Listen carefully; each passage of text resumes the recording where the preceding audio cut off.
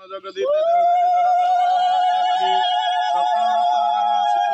भगवान कृष्ण युधिष्ठिर बतरिले सखा पड़े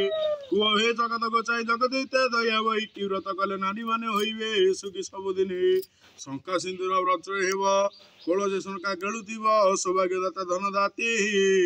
देव सेवती व्रता सदे मध्य सखा होइदिबे मरण जोग प्राप्ति हेबे धर्मराज वाक्य शुणी कही कहती चक्रवाणी सावित्री होइला धनदात्री होइला अपदृत से कदा मन दे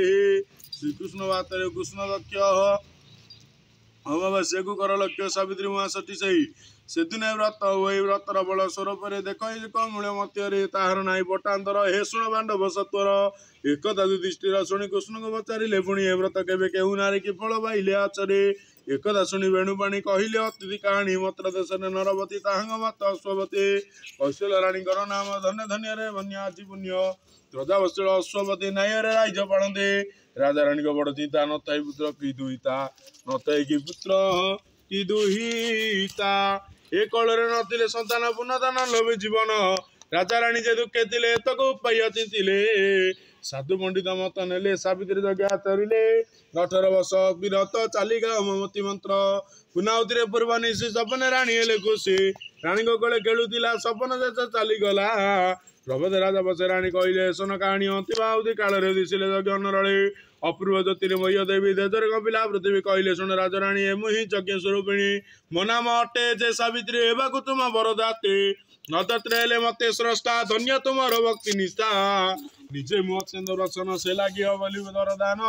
शतपुत्र सुख सिरे से कन्या एका देव भरी चकित मुनायती सारी से जा गृह गले चले सपन देखिले से राणी जतिला सपन कहानी घटिला यज्ञशाले जाई अश्वेत के कहवा ताहा चाई अल्प दिनवती राणी होइले गर्भवती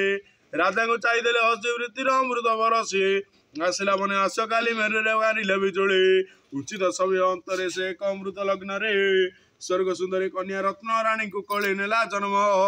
सावित्री यज्ञ पुण्य फले से कन्या धन मिला कले पिता माता जे पात्र मंत्री दानव रखिले सावित्री शुक्ल पक्षरे शशिबीरा दड़िला सावित्री कुमारी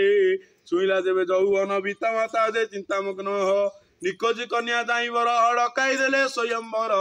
आसिले जेते युवका बाहुड़ी गले पाइला जो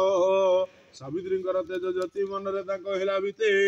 निज को अयोग्य विचारी जे जहा बाटे गले बेरे स्वयंवर जे भांगी गला ए बड़ प्रमाद होइला उपाय न पारि।